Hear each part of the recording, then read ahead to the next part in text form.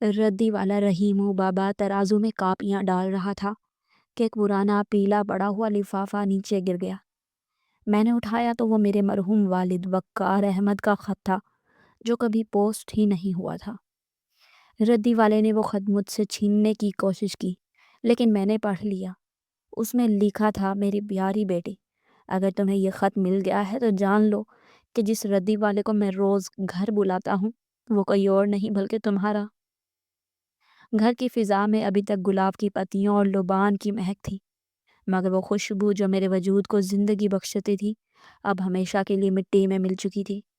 میرے لیے میری پوری کائنات، میرے بابا، میرے وقار حسین، اس شہر کے نامور بزنس مین 3 دن پہلے مجھے اس بھری دنیا میں تنہا چھوڑ کر چلے گئے تھے۔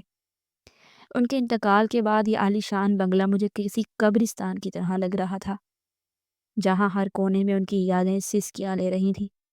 میں ان کے اسٹڈی روم میں داخل ہوئی تو سامنے ان کی پسندیدہ آرام دہ کرسی خالی پڑی تھی، وہ کرسی جس پر بیٹھ کر وہ گھنٹوں کتابیں پڑھتے تھے اور میں چھپ کر پیچھے سے ان کی آنکھوں پر ہاتھ رکھ کر دیکھتی تھی۔ مجھے آج بھی یاد ہے جب میں 7 سال کی تھی اور باہر زوروں کی بارش ہو رہی تھی۔ بادلوں کی گرج سے ڈر کر میں روتی ہوئی ان کے کمرے میں بھاگی تھی تو انہوں نے مجھے اپنی گود میں بٹھا لیا تھا اور کہا تھا کہ میری گڑیا، جب تک تمہارا بابا زندہ ہے دنیا کا کوئی طوفان تمہیں چھو بھی نہیں سکتا۔ ان کی وہ بھاری اور پرسکون آواز میرے خوف کو ختم کر دیتی تھی۔ لیکن آج جب میں واقعی اپنی زندگی کے سب سے بڑے طوفان یعنی یتیمی کا سامنا کر رہی تھی تو مجھے دلاسا دینے والا وہ سایہ دار درخت زمین بوس ہو چکا تھا۔ میرا دل چاہ رہا تھا کہ میں اس کرسی سے لپٹ کر چیخ چیخ کر رہوں، مگر آنسو جیسے اندر ہی جم گئے تھے۔ گھر میں رشتہ داروں کا آنا جانا کم ہو چکا تھا، اب صرف میں اور میری تنہائی رہ گئے تھے۔ ملازمہ نے آ کر دبی آواز میں پوچھا، بی بی جی، صاحب کے کمرے کی صفائی کرنی ہے، کیا حکم ہے؟ میں نے بے خیالی میں سر ہلایا اور کہا کہ میں خود کروں گی۔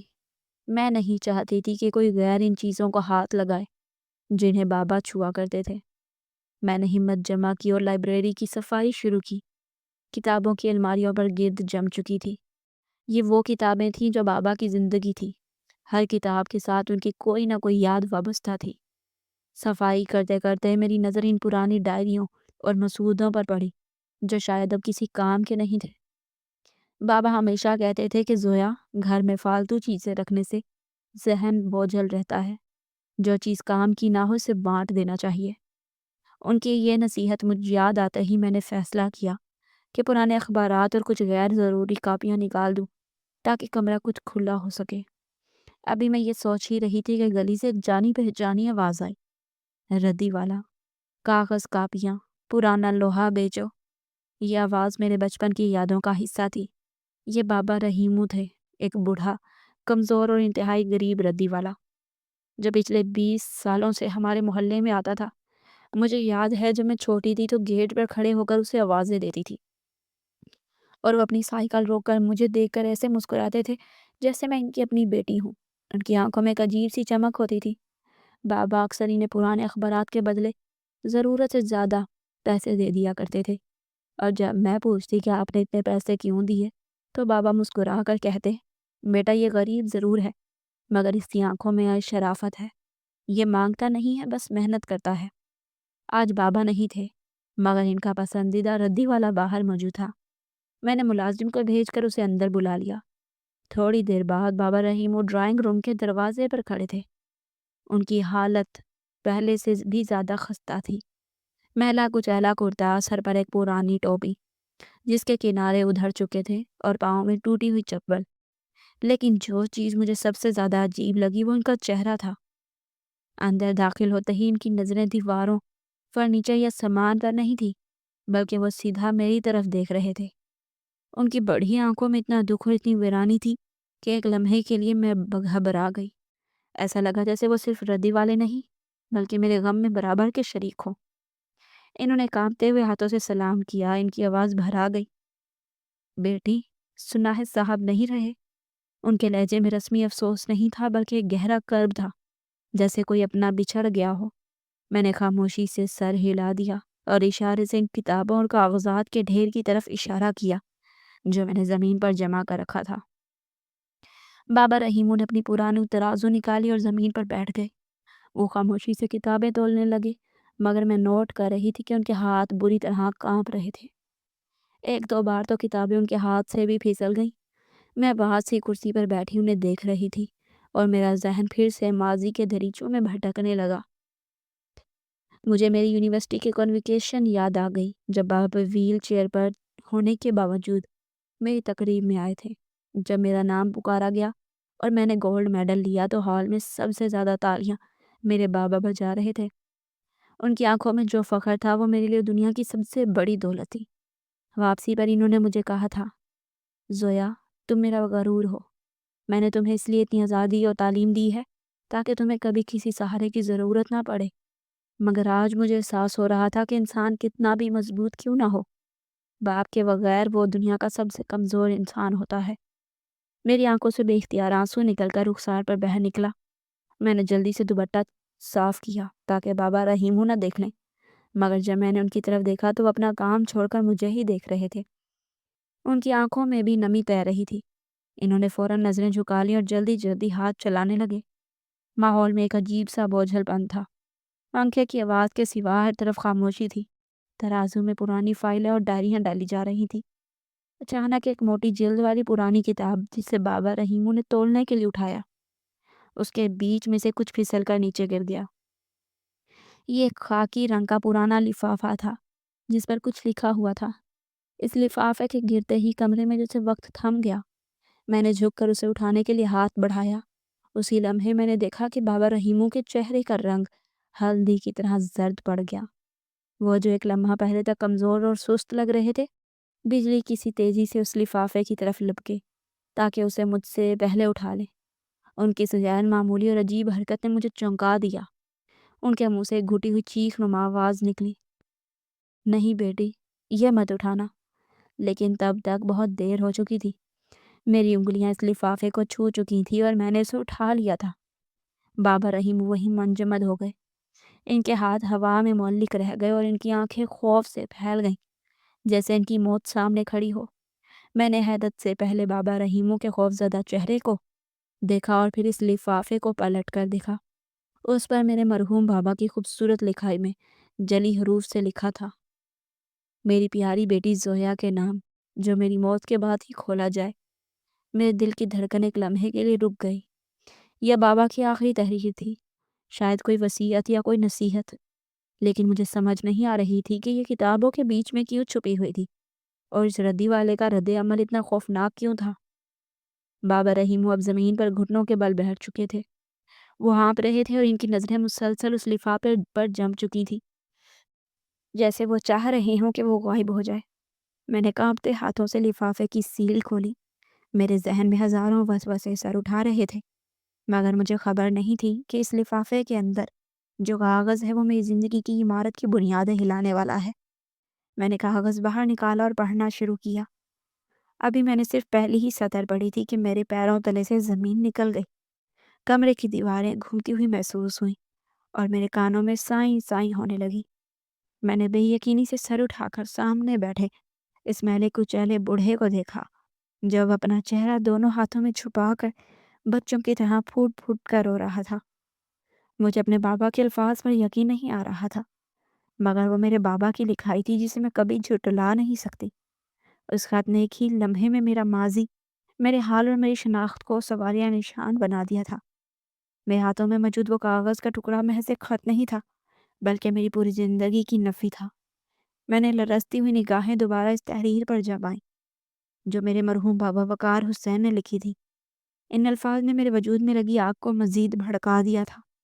میں نے جھٹکے سے سر اٹھا کر سامنے بیٹھے اس شخص کو دیکھا، جو اب اپنے میلے کچیلے ہاتھوں میں چہرہ چھپائے بچوں کی طرح سسکیاں لے رہا تھا۔ کمرے کی فضا میں ایک عجیب سی گھٹن تھی۔ دیواروں پر لگی تصویریں مجھے گھورتی ہوئی محسوس ہو رہی تھی۔ میں لڑکھڑاتے قدموں سے اس بوڑھے شخص کے قریب گئی۔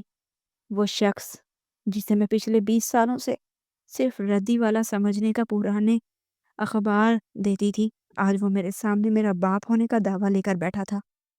میرے اندر غصے، دکھ اور صدمے کا ایک طوفان تھا۔ میں نے جھک کر ان کا بازو پکڑا اور پوری طاقت سے جھنجھوڑا۔ میری طرف دیکھیں، میں چیخ اٹھی۔ میری آواز گلے میں کانٹوں کی طرح چبھی۔ یہ کیا لکھا ہے بابا نے؟ کیا یہ سچ ہے؟ کیا واقعی آپ میرے باپ ہیں؟ رحیمو نے دھیرے سے اپنا چہرہ اٹھایا اور ان کی آنکھوں سوجی ہوئی تھی، چہرہ آنسوؤں سے تر تھا۔ انہوں نے کوئی جواب نہیں دیا، بس بے بسی سے میری طرف دیکھتے رہے۔ ان کی خاموشی میرے لیے زہر بن چکی تھی۔ بولتے کیوں نہیں آپ؟ میں دیوانوں کی طرح چلائی۔ اگر آپ میرے باپ تھے تو آپ نے مجھے کیوں بیچا؟ ایک غریب ردی والے نے اپنے بیٹے ایک امیر سیٹھ کو بیچ دی تاکہ وہ اپنی غربت مٹا سکے۔ یہی سچ ہے نا؟ بولے۔ آپ نے میری قیمت وصول کی تھی۔ میرے الفاظ نشستر بن کر ان کے سینے میں اتر رہے تھے۔ یہ سن کر رحیمو کے جسم میں ایک جھرجھری پیدا ہوئی تھی۔ وہ تڑپ کر اٹھے اور زمین پر ہی میرے قدموں میں گر گئے۔ انہوں نے میرے دونوں پیر پکڑ لیے۔ نہیں بیٹی، خدا را مجھ پر یہ الزام مت لگا۔ میں غریب ضرور ہوں، میں نے ساری زندگی بھیک مانگی ہوگی، مگر میں سوداگر نہیں ہوں۔ میں اپنی اولاد کا سودا نہیں کر سکتا۔ ان کا لہجہ اتنا دردناک تھا کہ میرا غصہ ایک پل کے لیے ٹھٹک گیا۔ میں نے پیچھے ہٹ کر اپنے پیر چھڑائے اور زمین پر بیٹھ گئی۔ تو پھر سچ کیا ہے؟ مجھے سچ جاننا ہے۔ اگر آج آپ نے اپنی پوری بات نہ بتائی تو میں اپنی جان دے دوں گی۔ میری دھمکی سن کر رحیمو نے آنسو پونچھے۔ انہوں نے گہری سانس لی اور دیوار کے ساتھ ٹیک لگا کر بیٹھ گئے۔ ان کی نظریں خلا میں بھٹکنے لگیں جیسے وہ ماضی کے دھندلے اوراق پلٹ رہے ہوں۔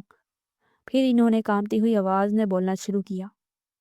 بیٹی، آج سے 25 سال پہلے کی بات ہے۔ میں وقار صاحب کا بھائی نہیں، بلکہ ان کی فیکٹری میں کام کرنے والا ایک معمولی مزدور تھا۔ میری دنیا بہت چھوٹی تھی، ایک کچی کوٹھڑی، میری بیوی سکینہ اور اللہ کا دیا ہوا صبر۔ ہمارے ہاں اولاد نہیں تھی، ہم درباروں اور مزاروں پر منتیں مانگتے تھے۔ پھر اللہ نے ہماری سن لی اور تم ہماری زندگی میں آئی۔ تم جب پیدا ہوئی تھی تو چاند کا ٹکڑا تھی۔ ہم نے تمہارا نام زویا رکھا۔ میں سارا دن فیکٹری میں مشقت کرتا اور شام کو جب گھر آتا تمہاری مسکراہٹ میں اس ساری تھکان اتار دیتی تھی۔ ہم غریب تھے مگر دنیا کے سب سے خوش نصیب ماں باپ تھے۔ لیکن شاید ہماری خوشی کو زمانے کی نظر لگ گئی۔ وہ رکے، نگاہیں جھکا لی اور پھر دبی آواز میں بولے، تم ابھی 6 ماہ کی تھی جب تم بیمار پڑ گئیں۔ پہلے ہمیں لگا کہ موسمی بخار ہے، ہم محلے کے ڈاکٹروں سے دوائی لیتے رہے، مگر تم ٹھیک نہیں ہو رہی تھی۔ تمہارا رنگ نیلا پڑنے لگا تھا، تم سانس لینے کے لیے مچھلی کی طرح تڑپتی تھی۔ تمہاری ماں رات بھر تمہیں گود میں لے کر بیٹھی رہتی۔ جب حالت بہت بگڑ گئی تو میں تمہیں لے کر سرکاری ہسپتال بھاگا۔ وہاں لمبی لائنیں تھیں، دھکے تھے، سفارشیں تھیں۔ بڑی مشکل سے جب ڈاکٹر نے تمہیں دیکھا تو اس نے ٹیسٹ لکھ دیے۔ میں نے گھر گھر کا برتن بھانڈا بیچ کر ٹیسٹ کروائے۔ رپورٹ آئی تو ڈاکٹر نے میرے سر پر بم پھوڑ دیا۔ اس نے کہا بچی کے دل میں سوراخ ہے اور یہ شریان سکر نہیں ہے، اس کا فوری آپریشن کرنا ہوگا ورنہ یہ بچ نہیں پائے گی۔ رحیمو کی آواز رند گئی۔ وہ اپنے میلے کرتے کے دامن سے آنکھیں صاف کرنے لگا۔ میں خاموش بیٹھی سن رہی تھی، میرا دل دھک دھک کر رہا تھا۔ مجھے پہلی بار پتہ چل رہا تھا کہ میری زندگی کی شروعات موت کے سائے میں ہوئی تھی۔ انہوں نے بات جاری رکھی۔ میں نے ڈاکٹر سے پوچھا کتنا خرچ آئے گا؟ اس نے کہا پرائیویٹ ہسپتال جانا پڑے گا اور کم از کم 20 لاکھ روپے لگیں گے۔ 20 لاکھ؟ بیٹے، اس زمانے میں 20 لاکھ ایسے تھے جیسے آج کے 20 کروڑ۔ میری کل کمائی چند ہزار پہ تھی۔ میں پاگلوں کی طرح اسپتال سے نکلا۔ میں نے فیکٹری کے منشی کے پیر پکڑے، میں نے دوستوں کے دروازے کھٹکھٹائے، میں مسجد میں جا کر رویا، مگر غریب کی مدد کرنے والا کوئی نہیں تھا۔ ہر گزرتے لمحے کے ساتھ تمہاری سانسیں اکھڑ رہی تھی۔ تمہاری ماں سکینہ نے اپنے کانوں کی چھوٹی سی بالیاں بھی اتار کر مجھے دے دی، مگر وہ اونٹ کے منہ میں زیرہ تھی۔ آخر کار جب تمام دروازے بند ہو گئے تو میں اپنے مالک سیٹھ وقار صاحب کے بنگلے پر گیا۔ یہ وہی بنگلہ ہے جہاں آج تم بیٹھی ہو۔ اس وقت میں گیٹ پر کھڑا چوکیداروں کی منتیں کر رہا تھا۔ رحیمو نے حسرت بھری نگاہوں سے کمرے کے در و دیوار کو دیکھا۔ وقار صاحب ان دنوں بہت پریشان رہتے تھے۔ ان کے پاس دولت کے انبار تھے مگر اولاد نہیں تھی۔ بھابھی جی ڈپریشن کا شکار تھی۔ جب وقار صاحب نے گاڑی گیٹ پر آئی تو میں ان کے سامنے لیٹ گیا۔ میں نے چیخ چیخ کر کہا کہ صاحب میری بچی مر رہی ہے، مجھے پیسے دے دیں، میں ساری زندگی آپ کی غلامی کروں گا۔ انہوں نے مجھے اٹھایا اور اندر لے گئے۔ میں بہت خوش ہوا کہ شاید اللہ نے فرشتہ بھیج دیا ہے۔ میں نے ان کے سامنے جھولی پھیلا دی۔ وقار صاحب نے میری بات سنی، پھر وہ کچھ دیر خاموش رہے۔ ان کی آنکھوں میں ایک عجیب سی چمک تھی۔ انہوں نے کہا، رحیمو میں تمہیں 20 لاکھ دے دوں گا، بلکہ میں دنیا کی بہترین سرجن سے تمہاری بیٹی کا علاج کرواؤں گا، لیکن میری ایک شرط ہے۔ میں نے کہا، صاحب جو مانگیں گے دوں گا، جان مانگیں گے تو جان دوں گا۔ انہوں نے کہا مجھے تمہاری جان نہیں چاہیے، مجھے وہ بچی چاہیے۔ میں سن ہو کر رہ گیا، مجھے لگا میں نے غلط سنا ہے۔ وقار صاحب نے کہا دیکھو رحیمو، تم غریب ہو، تم اس بچی کو بچا بھی لوگے تو اسے کیا مستقبل دو گے؟ بھوک، افلاس، بیماری، اور ادھر میں ہوں جس کے پاس سب کچھ ہے مگر وارث نہیں۔ تم یہ بچی مجھے دے دو ہمیشہ کے لیے، قانونی طور پر بھی اور جذباتی طور پر بھی۔ اس کا آپریشن میرا ذمہ ہے، اس کی پرورش میری ذمہ ہے۔ یہ شہزادیوں کی طرح رہے گی، دنیا کی ہر نعمت اس کے قدموں میں ہوگی۔ بس تم اور تمہاری بیوی اس کی زندگی سے ہمیشہ کے لیے نکل جاؤ گے۔ رحیموں کی آواز اب ہچکیوں میں بدل گئی تھی۔ بیٹی وہ فیصلہ قیامت کا فیصلہ تھا۔ ایک طرف میری ممتا تھی اور دوسری طرف تمہاری زندگی۔ اگر میں انکار کرتا تو تم میری آنکھوں کے سامنے دم توڑ دیتی اور میں تمہیں کفن بھی خیرات کا لے کر دے دیتا، اور اگر میں اقرار کرتا تو تم زندہ رہتی مگر میرے لیے مر جاتی۔ میں وہاں سے اٹھ کر بھاگ آیا۔ میں گھر پہنچا تو دیکھا سکینہ تمہیں گود میں لیے دیوانوں کی طرح جھلا رہی ہے۔ تم نیلی پڑ چکی ہو، تمہاری آنکھیں پتھرا رہی تھی۔ سکینہ نے میری خالی ہاتھ دے کر چیخ ماری، پیسے نہیں ملے نا، میری بچی مر جائے گی رحیمو، کچھ کرو، اسے بچا لو، چاہے مجھے بیچ دو۔ اس وقت میں نے فیصلہ کیا کہ مجھے باپ بن کر خود غرض نہیں ہونا چاہیے، مجھے اپنی بیٹی کو اپنی محبت کی بھیٹ نہیں چڑھانا چاہیے۔ رحیمو نے کانپتے ہاتھوں سے میری طرف اشارہ کیا۔ میں واپس بنگلے پر گیا۔ میں نے وقار صاحب کے کاغذوں پر انگوٹھا لگایا۔ میں نے اپنی بیٹی، اپنی زویا، اپنی زندگی ان کے حوالے کر دی۔ انہوں نے اسی وقت ہسپتال فون کیا، ایمبولنس آئی، تمہیں لے جایا گیا، تمہارا آپریشن کامیاب ہو گیا، تم بچ گئی۔ لیکن اس دن کے بعد میں اور سکینہ تمہارے لیے اجنبی ہو گئے۔ میں نے اپنا سر گھٹنوں پر رکھ لیا، میرے آنسو مسلسل بہہ رہے تھے۔ مجھے اپنے وقار بابا پر غصہ نہیں آ رہا تھا، بلکہ اس بوڑھے باپ پر ترس آ رہا تھا جس نے اتنا بڑا کلیجہ کیا تھا۔ پھر میری ماں کا کیا ہوا؟ میں نے سر اٹھا کر پوچھا۔ رحیمو کی آنکھوں میں ویرانی چھا گئی۔ سکینہ وہ صدمہ برداشت نہ کر سکی۔ وہ روز رات کو خالی جھولے کو ہلاتی رہتی، اسے وہم ہو گیا تھا کہ تم ابھی آؤ گی۔ وقار صاحب نے ایک شرط رکھی تھی کہ ہم شہر چھوڑ دیں، مگر سکینہ تمہیں ایک نظر دیکھنے کی ضد میں بستر سے لگی رہی، اور 6 مہینے بعد ہی وہ اپنے خالق حقیقی سے جا ملی۔ اس کے مرنے کے بعد میں اکیلا رہ گیا۔ میرا دل چاہا کہ میں بھی مر جاؤں، مگر پھر خیال آیا کہ اگر میں مر گیا تو تمہیں کون دیکھے گا؟ وقار صاحب نے مجھے تمہارے قریب آنے سے منع کیا تھا، مگر وہ یہ نہیں روک سکتے تھے کہ میں دور سے تمہیں دیکھوں، اس لیے میں نے یہ ردی والے کا بھیس بدلا۔ رحیمو نے اپنی پرانی ٹوپی اتار کر سینے سے لگا لی۔ میں نے سوچا کہ ایک ردی والا بن کر میں تمہارے گھر کے چکر لگا سکتا ہوں اور کسی کو شک بھی نہیں ہوگا۔ میں پچھلے 20 سالوں سے روزانہ اس گلی میں آتا ہوں، صرف اس لیے کہ جب تم صبح یونیورسٹی جانے کے لیے گیٹ سے نکلو تو میں تمہیں ایک نظر دیکھ لوں۔ جب تم مجھے بابا رحیمو کہہ کر بلاتی تھی تم یقین مانو میرے کانوں میں رس گھل جاتا تھا۔ مجھے لگتا تھا کہ میری ساری قربانی وصول ہو گئی ہے۔ میں نے کبھی وقار صاحب سے کچھ نہیں مانگا۔ انہوں نے کئی بار مجھے پیسے دینے کی کوشش کی کہ میں شہر چھوڑ دوں، مگر میں نے کہا سیٹھ صاحب، میں نے اپنی بیٹی بیچی نہیں تھی، میں نے اس کی زندگی خریدی تھی، میں اس کے آس پاس رہوں گا چاہے کتا بن کر رہنا پڑے۔ اور وہ میری محبت کے آگے ہار گئے۔ کہانی ختم کر کے رحیمو خاموش ہو گئے۔ کمرے میں گہرا سکوت تھا۔ مجھے اب ان کے میلو کپڑوں سے بدبو نہیں بلکہ وفا کی خوشبو آ رہی تھی۔ میں اٹھی اور اس عظیم شخص کے گلے لگ گئی۔ میں نے ان کے کھردرے ہاتھوں کو چوم لیا۔ بابا، آپ نے میرے لیے اتنا کچھ سہا اور مجھے خبر بھی نہیں ہونے دی۔ ہم دونوں باپ بیٹی رو رہے تھے۔ ایک طویل جدائی کے بعد خون نے خون کو پہچانا تھا۔ جب ہمارے آنسو کچھ تھمے تو مجھے خط کا خیال آیا۔ میں نے پوچھا، بابا اگر یہ راز 25 سال چھپا رہا تو وقار بابا نے مرنے کے بعد یہ خط کیوں لکھا؟ انہیں کیا ضرورت پیش آ گئی کہ وہ جاتے جاتے یہ بم پھوڑ گئے؟ وہ چاہتے تو یہ راز اپنے ساتھ قبر میں لے جا سکتے تھے۔ یہ سن کر رحیمو کے چہرے پر پھر سے پریشانی کی لکیریں ابھر آئیں۔ وہ سیدھے ہو کر بیٹھ گئے۔ ان کی آنکھوں میں ایک نیا خوف تھا۔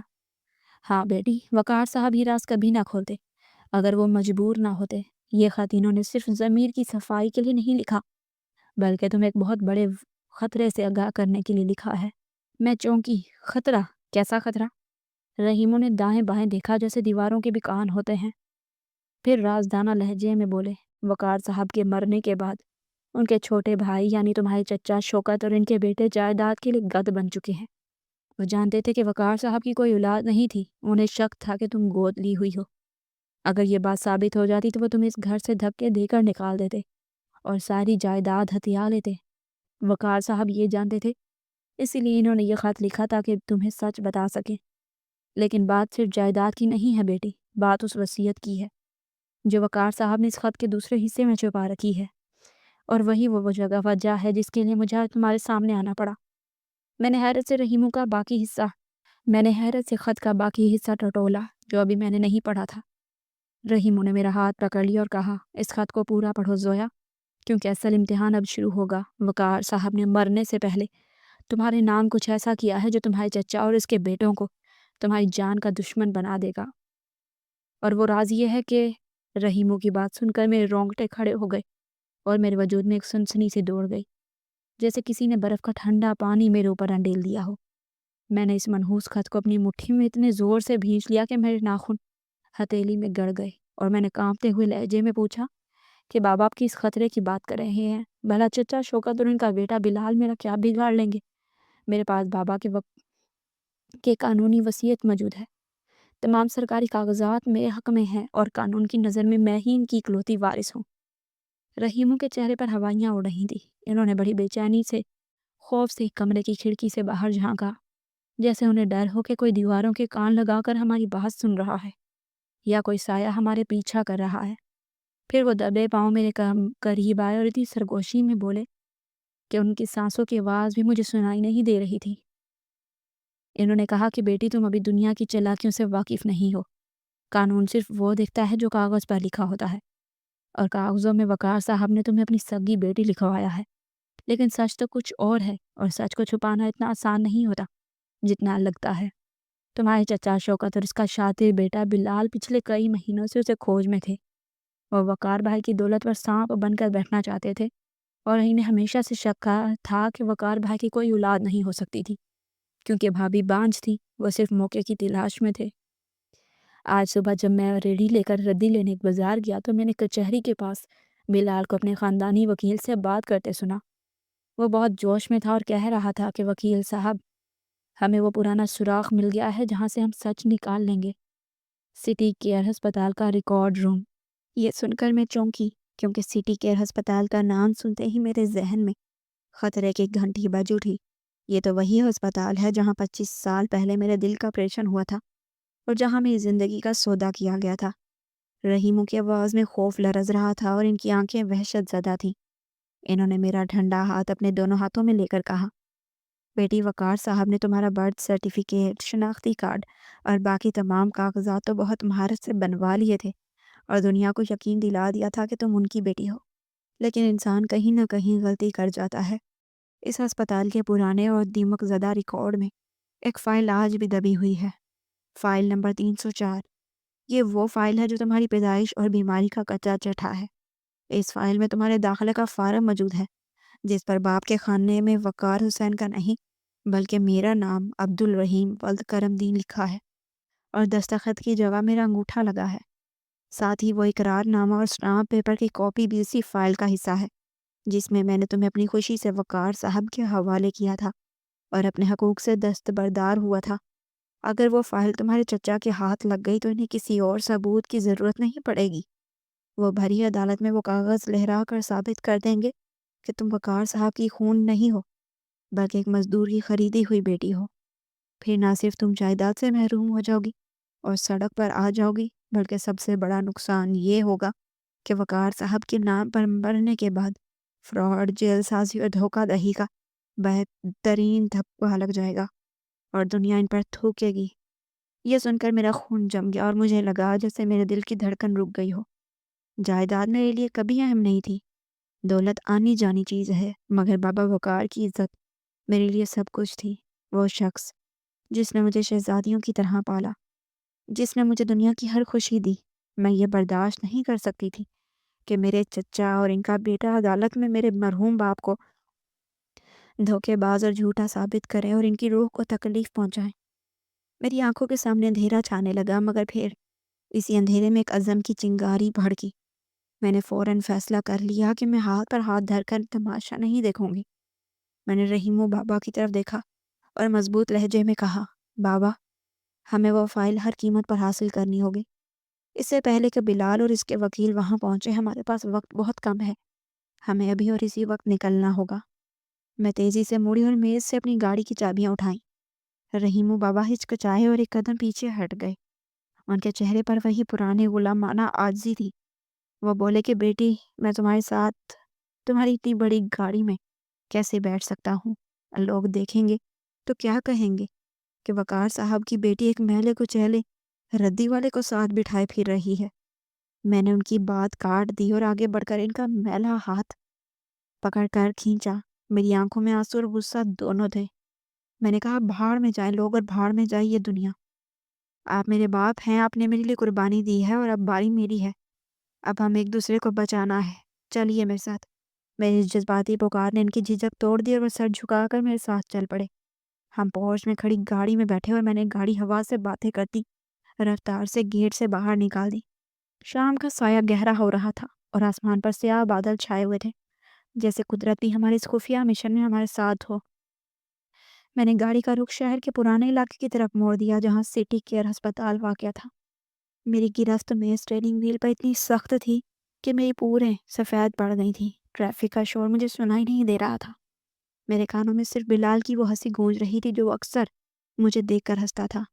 یہ ہسپتال اب سالوں سے بند ہو چکا تھا اور ایک نئی عمارت میں منتقل ہو گیا تھا، مگر پرانی عمارت ابھی بھی وہیں موجود تھی، ویران اور بھوت بنگلہ بنی ہوئی۔ راستے میں رحیم کانپتی آواز میں مجھے بتاتے رہے کہ پرانا ریکارڈ روم تہہ خانے میں ہے جہاں اب کوئی نہیں جاتا اور وہاں سانپوں اور بچھوؤں کا بسیرا ہے۔ میرا دل سینے میں ہتھوڑے کی طرح بج رہا تھا۔ یہ صرف ایک کاغذ کے ٹکڑے کی جنگ نہیں تھی، میری شناخت، میرے ماضی اور میرے دونوں باپوں کی عزت کی جنگ تھی۔ اگر آج ہم ہار گئے تو سب کچھ مٹی میں مل جائے گا۔ تقریباً آدھے گھنٹے کی ڈراؤنی ڈرائیونگ کے بعد ہم وہاں پہنچے۔ وہاں گہرا اندھیرا پھیل چکا تھا اور اسٹریٹ لائٹس بھی خراب تھی۔ ہسپتال کی عمارت کسی دی ہوئی کل ڈراؤنے خواب کی طرح ہمارے سامنے کھڑی تھی۔ اس کی کھڑکیاں ٹوٹی ہوئی تھی اور دیواروں سے پلستر اکھڑ چکا تھا۔ گیٹ پر ایک بوڑھا اور لاغر چوکیدار لالٹین جلائے اونگ رہا تھا۔ ہم گاڑی سے اترے اور رحیم نے سے پرانے تعلق کا واسطہ دیا۔ اسے یاد دلایا کہ وہ یہاں آتا جاتا رہتا تھا اور پھر اس کی مٹھی میں کچھ پیسے دبائے، تب جا کر اس نے نیم دلی سے چھوٹا دروازہ کھولا اور ہمیں تنبیہ کی کہ اندر مت جانا، وہاں خطرہ ہے، مگر ہم نے انسنی کر دی۔ ہم موبائل کی ٹارچ جلا کر اندر داخل ہوئے۔ اندر کا منظر دل دہلا لینے والا تھا۔ گرد و غبار کی موٹی تہیں، ادویات اور فینائل کی پرانی بو اور سیلن کی بدبو نے میرا استقبال کیا۔ ہر قدم پر ہمارے جوتوں کی آواز گونج رہی تھی، جیسے کوئی ہمارا پیچھا کر رہا ہو۔ رحیم بابا آگے آگے تھے اور میں ان کے پیچھے۔ ان کی کمر جھکی ہوئی تھی مگر قدموں میں عجیب سی پھرتی تھی جو شاید بیٹی کو بچانے کی تڑپ سے آئی تھی۔ ہم لمبی اور تاریک راہداریوں سے گزرتے ہوئے سیڑھیوں کی طرف بڑھے جو نیچے تہہ خانے میں جاتی تھیں۔ سیڑھیاں ٹوٹی پھوٹی کا شکار تھیں اور وہاں گھپ اندھیرا تھا۔ میرے دل کی دھڑکن بے ترتیب ہو رہی تھی۔ مجھے لگ رہا تھا کہ ہم اندھیرے سے کوئی ہاتھ نکلے گا اور مجھے کھینچ لے گا۔ ہم نیچے پہنچے تو وہاں لوہے کی بڑی بڑی الماریاں کتار در کتار رکھی تھیں جن پر زنگ لگ چکا تھا اور ہر طرف مکڑی کے جالے پھیلے ہوئے تھے۔ ہوا میں حبس تھا جس سے سانس لینا دشوار ہو رہا تھا۔ رحیم نے ہانپتے ہوئے اور کھانستے ہوئے کہا کہ جلدی کرو بیٹی، الماری نمبر 3 ڈھونڈو۔ سال 1998 کا ریکارڈ وہیں ہوگا۔ ہم دونوں پاگلوں کی طرح ٹارچ کی روشنی میں الماریوں کے نمبر پڑھنے لگے۔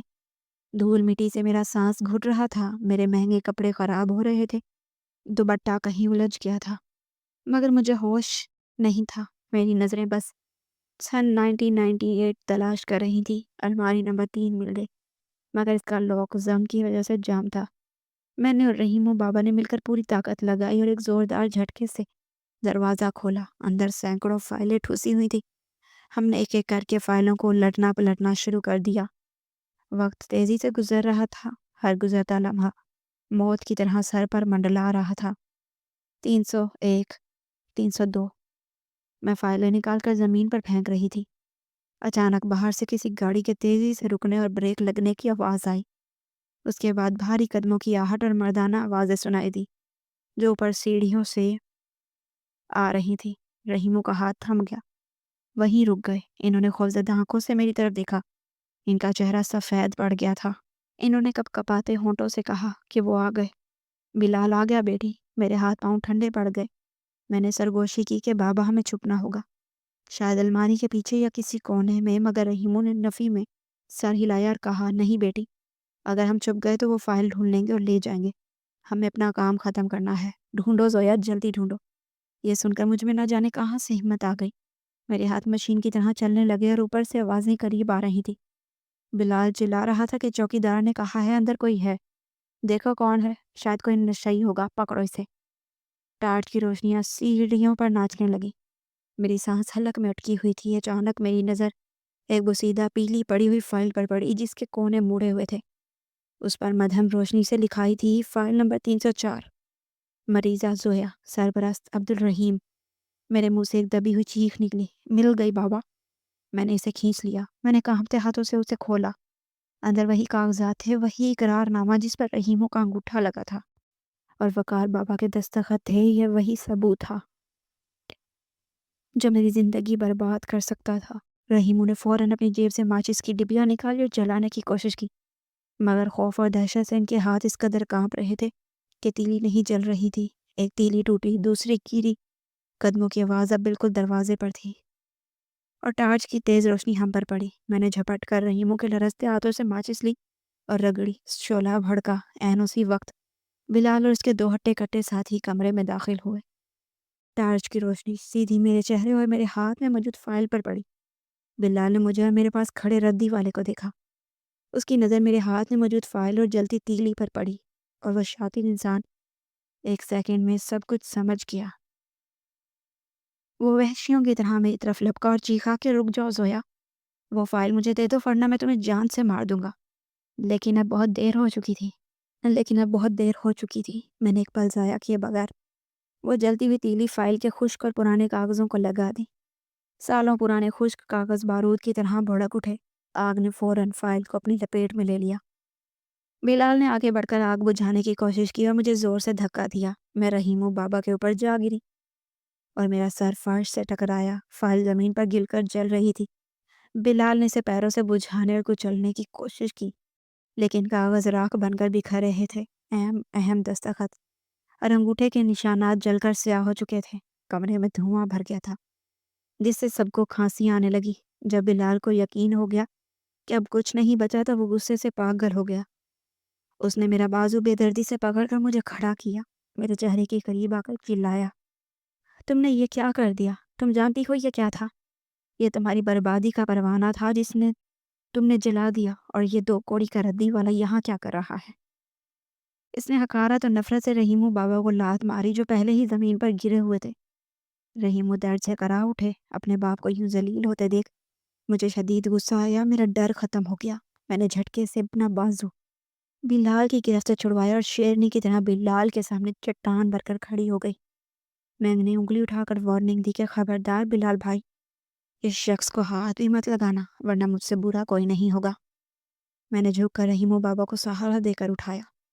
ان کے کپڑے مٹی سے اٹے ہوئے تھے مگر میری نظر میں وہ بادشاہوں سے زیادہ معتبر تھے. بلال نے طنزیہ اور زہریلی ہنسی ہنستے ہوئے کہا، کیوں؟ ایسی کیا ہمدردی ہے تمہیں اس چھڑپ چھاپ بکھاری سے؟ کہیں ایسا تو نہیں کہ چچا جان کا شک درست تھا اور تمہارا کوئی گہرا اور ناجائز تعلق ہے اس سے؟ اس کی یہ گھٹیا بات سن کر میرا دل چاہا اس کے منہ پر تھپڑ مار دوں. میں نے رحیموں بابا کے کانپتے ہاتھوں سے ہاتھ پر ہاتھ رکھا تاکہ انہیں حوصلہ دوں اور بلال کی آنکھوں میں آنکھیں ڈال کر پوری قوت سے کہا، ہاں تعلق ہے، بہت گہرا تعلق ہے. ایسا تعلق جو تمہاری سوچ سے بھی زیادہ پاکیزہ ہے. مگر وہ تعلق کیا ہے یہ جاننے کے لیے تمہیں ثبوت چاہیے تھا، کاغذ چاہیے تھا، اور وہ ثبوت وہاں تمہارے پیروں میں جل کر راکھ ہو چکا ہے. اب تم چاہے جو کر لو، جتنے وکیل کرنے ہیں کر لو. کورٹ میں ہی وقار حسین کی بیٹی رہوں گی کیونکہ اب تمہارے پاس کوئی ثبوت نہیں ہے. تم خالی ہاتھ آئے تھے اور خالی ہاتھ جاؤ گے. بلال دانت پیس کر رہ گیا. اس کا چہرہ غصے سے تمتما رہا تھا. وہ جانتا تھا کہ وہ ہار چکا ہے اور اب اس کے پاس کوئی قانونی دستاویز نہیں بچی. وہ اپنی ساتھیوں کے ساتھ مڑا مگر دروازے پر پہنچ کر وہ رکا اور آہستہ سے مڑا. اس کے لبوں پر ایک شیطانی مسکراہٹ تھی جس نے مجھے اور رحیموں بابا کو دوبارہ تشویش میں مبتلا کر دیا. وہ بولا کہ ٹھیک ہے زویا، تم نے بہت ہوشیاری دکھائی، تم نے کاغذ جلا دیا، لیکن تم ایک چیز بھول گئیں جو سائنس نے ایجاد کی ہے. ہسپتال کے ریکارڈ میں تو باپ کا نام مٹ گیا، کاغذ جل گئے، لیکن تمہارے جسم میں دوڑنے والا خون نہیں بدل سکتا. ڈی این اے کبھی جھوٹ نہیں بولتا. میں کل ہی عدالت میں تمہارے ڈی این اے ٹیسٹ کی درخواست دوں گا. پھر دیکھتے ہیں کہ وقار چچا کی ہڈیوں سے تمہارا خون کیسے میچ ہوتا ہے اور اس ردی والے سے تمہارا کیا رشتہ نکلتا ہے۔ سائنس کو تو تم آگ نہیں لگا سکتی۔ یہ کہہ کر وہ زوردار کہا لگاتا وہ وہاں سے چلا گیا۔ اس کے جانے کے بعد وہاں صرف خاموشی اور دھواں رہ گیا۔ میں وہیں سن ہو کر رہ گئی، جیسے کسی نے میرے پیروں میں بیڑیاں ڈال دی ہوں۔ رحیم و بابا نے میرا ٹھنڈا ہاتھ پکڑ لیا۔ ان کا چہرہ زرد پڑ چکا تھا اور ان کی آنکھوں میں وہی پرانی بے بسی لوٹ آئی تھی۔ انہوں نے لرزتی آواز میں کہا، بیٹی اب کیا ہوگا؟ یہ ڈی این اے کیا بلا ہے؟ یہ تو سب سچ اگل دے گا۔ ہم تو کنویں سے نکل کر کھائی میں گر گئے۔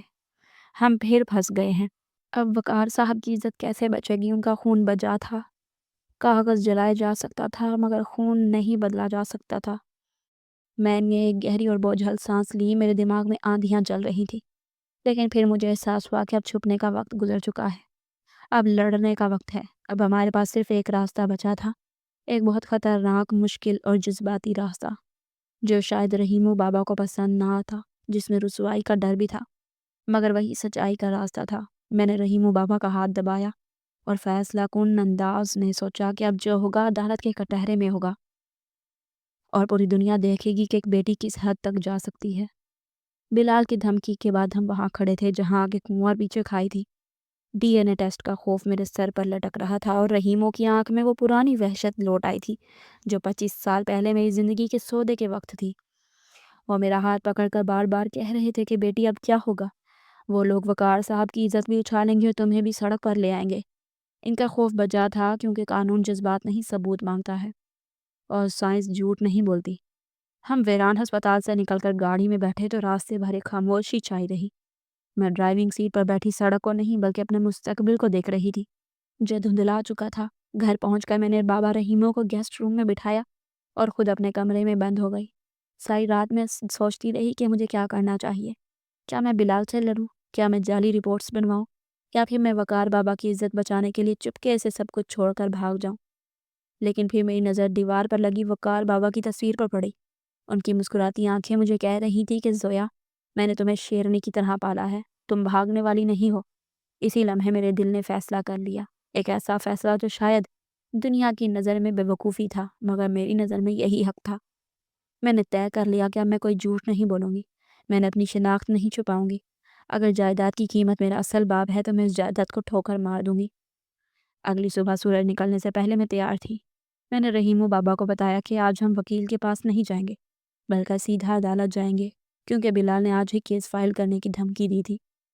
رحیم گھبرا گئے کہ بیٹی تم کیا کرنے والی ہو؟ میں نے ان کے کھردرے ہاتھوں کو چوم کر کہا کہ اے بابا، آج آپ کو سر جھکانے کی ضرورت نہیں، آج آپ کا سر فخر سے بلند ہوگا۔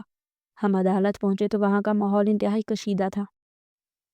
بلال اور چچا شوکت پہلے سے وہاں موجود تھے۔ ان کے چہروں پر ایک فاتحانہ مسکراہٹ تھی۔ ان کے ساتھ مہنگے وکیلوں کی فوج تھی جو ہمیں دیکھ کر طنزیہ نظر سے مسکرا رہے تھے۔ بلال میرے پاس آیا اور دھیرے سے بولا کہ جو ابھی بھی وقت ہے زویا، چپ چاپ گھر کی چابیاں میرے حوالے کر دو اور یہاں سے نکل جاؤ، ورنہ آج عدالت میں ثابت ہو جائے گا کہ تم ایک ردی والے کی بیٹی ہو اور وقار چچا نے ساری عمر سب کو دھوکہ دیا۔ اس کی بات سن کر میرے تن بدن میں آگ لگ گئی مگر میں خاموش رہی۔ کارروائی شروع ہوئی تو بلال کے وکیل نے جج صاحب کے سامنے وہی پرانا راگ لاپا کہ یہ لڑکی وقار حسین کی بیٹی نہیں، اس لیے جائیداد کی حقدار نہیں۔ انہوں نے عدالت سے استدعا کیا کہ فوری طور پر ڈی این اے ٹیسٹ کا حکم جائے تاکہ دودھ کا دودھ اور پانی کا پانی ہو سکے۔ جج صاحب نے میری طرف دیکھا اور پوچھا، مس زویا، کیا آپ ڈی این اے ٹیسٹ کے لیے تیار ہیں یا آپ کے پاس اپنے دفاع میں کوئی ثبوت موجود ہے؟ اللہ عدالت میں سناٹا چھا گیا۔ سب کی نظریں مجھ پر جمی تھی۔ رحیم و بابا جو میرے پیچھے کھڑے تھے کانپ رہے تھے۔ میں نے ایک گہری سانس لی اور کٹہرے میں جا کر کھڑی ہو گئی۔ میں نے بلال کی طرف دیکھا جو جیت کے نشے میں چور تھا۔ پھر میں نے جج صاحب کی آنکھوں میں آنکھیں ڈال کر کہا کہ جناب عالی، مجھے کسی ڈی این اے ٹیسٹ کی ضرورت نہیں ہے اور نہ ہی میرے مخالفین کو یہ ٹیسٹ کروانے کے لیے سرکاری خزانے کا پیسہ برباد کرنے کی ضرورت ہے۔ یہ سن کر عدالت میں چیم و گوئیاں شروع ہو گئیں۔ جج صاحب نے ہتھوڑا بجا کر خاموشی کا حکم دیا اور پوچھا، کیا آپ کیا کہنا چاہتی ہیں؟ میں نے بلند آواز میں کہا، میں اعتراف کرتی ہوں، میں وقار حسین کی سگی بیٹی نہیں ہوں۔ یہ جملہ بم کی طرح عدالت میں پھٹا۔ بلال خاموشی سے اچھل پڑا اور چچا شوکت نے سکون کا سانس لیا۔ رحیم و بابا نے میرے منہ پر ہاتھ رکھ لیا۔ میں نے بات جاری رکھی، ہاں یہ سچ ہے، میں وقار حسین کا خون کا رشتہ نہیں تھا۔ مگر انہوں نے مجھے وہ رشتہ دیا جو خون سے زیادہ گہرا ہوتا ہے۔ انہوں نے مجھے باپ کا سایہ دیا، لیکن میں آج اس عدالت میں ایک اور سچ بھی بولنا چاہتی ہوں۔ اسے چھپانے کے لیے میرے دونوں باپوں نے اپنی زندگیاں عذاب میں ڈال دی۔ میں کٹہرے سے نکلی اور پیچھے کھڑے اس میلے کچیلے بوڑھے شخص کا ہاتھ پکڑ کر سب کے سامنے لے آئی۔ میں نے کہا، یہ شخص جسے دنیا رحیم و ردی والا کہتی ہے، یہ میرا مجرم نہیں، یہ میرا خدا ہے، یہ میرا حقیقی باپ ہے، جس نے میری سانسوں کی خاطر مجھے خود سے جدا کیا تھا۔ میں نے بھری عدالت میں رحیموں کو گلے لگا لیا۔ میری آنکھوں سے آنسو بہہ رہے تھے اور رحیموں دھاڑے مار مار کر رو رہے تھے۔ میں نے جج صاحب سے کہا، مجھے وقار بابا کی دولت نہیں چاہیے، مجھے ان کی جائیداد، فیکٹریاں اور بنگلے نہیں چاہیے، مجھے اپنی شناخت چاہیے، اور میری شناخت یہ ہے، میں زویا دختر عبدالرحیم ہوں۔ اگر جائیداد کا وارث ہونے کے لیے خون کا رشتہ شرط ہے تو میں اس شرط پر تھوکتی ہوں۔ بلال اور چچا شوکت یہ سب رکھ لیں، میں اپنے باپ کے ساتھ خوش ہوں۔ میرا بیان ختم ہوتے ہی عدالت میں عجیب سی خاموشی چھا گئی۔ کئی لوگوں کی آنکھوں میں آنسو تھے، جج صاحب بھی جذباتی دکھائی دے رہے تھے۔ بلال اور چچا شوکت کی خوشی دیدنی تھی، انہیں لگا کہ میدان مار لیا ہے۔ بلال نے اپنے ایک وکیل کو آنکھ ماری کہ اب کارروائی ختم کروائیں اور فیصلہ اپنے حق میں لکھوائیں۔ جج صاحب نے فیصلہ سنانے کے لیے قلم اٹھایا ہی تھا کہ اچانک وقار بابا کے خاندانی وکیل مسٹر صدیقی، جب تک خاموش تماشائی بنے بیٹھے تھے، اپنی نشست سے کھڑے ہوئے۔ ٹھہریے یور آنر، صدیقی صاحب کی گرجدار آواز گونجی۔ فیصلہ سنانے سے پہلے وقار حسین کی وصیت کا دوسرا حصہ سننا ضروری ہے، جو صرف اسی صورت حال کے لیے لکھا گیا ہے۔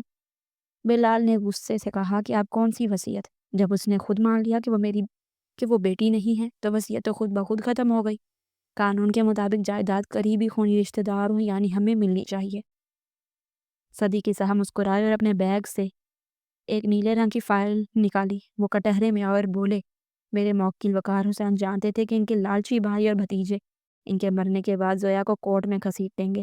وہ جانتے تھے ایک دن یہ راز کھل سکتا ہے، اس لیے انہوں نے اپنی وصیت میں ایک بہت اہم شک رکھی تھی، جسے مشروط شک کہتے ہیں۔ صدیقی صاحب نے کاغذ لہرایا اور پڑھنا شروع کیا۔ وصیت کے مطابق وقار حسین کی تمام جائیداد، بینک بیلنس اور فیکٹریاں ان کی بیٹی زویا کے نام تب تک رہیں گی جب تک وہ قانونی طور پر ان کی بیٹی ہے۔ لیکن انہوں نے ایک ڈرامائی وقفہ لیا۔ بلال کے چہرے سے مسکراہٹ غائب ہونے لگی۔ لیکن اگر کسی بھی وجہ سے، چاہے ڈی این اے ہو یا زویا کا اپنا اقرار، یہ ثابت ہو جائے کہ زویا وقار حسین کی سگی بیٹی نہیں ہے، تو اسی لمحے شک نمبر بی لاگو ہو جائے گا۔ کمرے میں سوئی گرنے کی آواز بھی جا سکتی تھی۔ صدیقی صاحب نے اگلی لائن پڑھی اور شک نمبر بی میں یہ کہا کہ زویا کے وقار حسین کی بیٹی نہ ہونے کی صورت میں یہ تمام جائیداد، تمام اثاثے اور تمام کاروباری فوری طور پر وقار زندگی چیریٹل ٹرسٹ کو منتقل ہو جائیں گے، جو وقار حسین نے اپنی زندگی میں ہی رجسٹر کروا دیا تھا۔ بلال چیخا کہ یہ کیا بکواس ہے؟ اگر جائیداد ٹرسٹ کو گئی تو پھر بھی وارث تو ہم ہی ہوں گے نا؟ مسٹر صدیقی صاحب نے نفی میں سر ہلایا اور آخری وار کیا۔ نہیں مسٹر بلال، وقار حسین نے اس ٹرسٹ ڈیڈ میں صاف لکھا ہے کہ اس ٹرسٹ کی تاحیات چیئرپرسن اور واحد ٹرسٹی نگران زویا دختر عبدالرحیم ہوگی۔ یہ سن کر لگا کہ میرے کان بج رہے ہوں۔ میں نے حیرت سے صدیقی صاحب کو دیکھا۔ انہوں نے مجھے فائل دکھائی جس پر صاف الفاظ میں لکھا تھا کہ ٹرسٹ کا انتظام زویا کے پاس ہوگا اور اس کی شناخت وہاں دختر عبدالرحیم کے طور پر درج تھی۔ وقار بابا نے کتنی دور کی سوچ رکھی تھی۔ انہوں نے مجھے میری اصل شناخت کے ساتھ اس جائیداد کا مالک بنا دیا تھا۔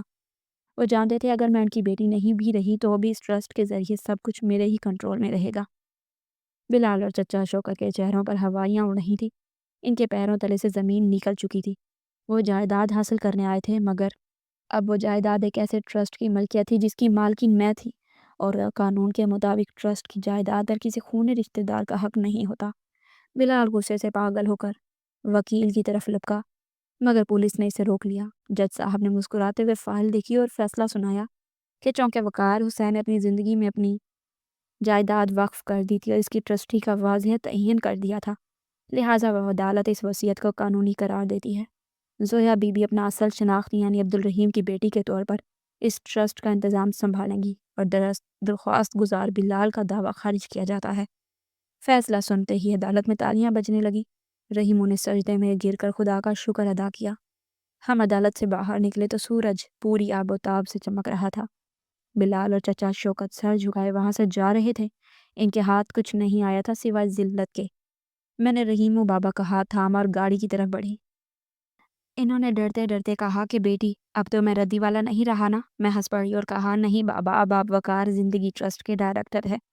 آج 6 ماہ گزر چکے ہیں۔ ہم نے وقار بابا کے گھر کو ایک عظیم الشان ہسپتال اور یتیم خانے میں بدل دیا ہے، جہاں غریب بچوں کے دل کا مفت علاج ہوتا ہے۔ میں اور بابا رحیم روز وہاں جاتے ہیں۔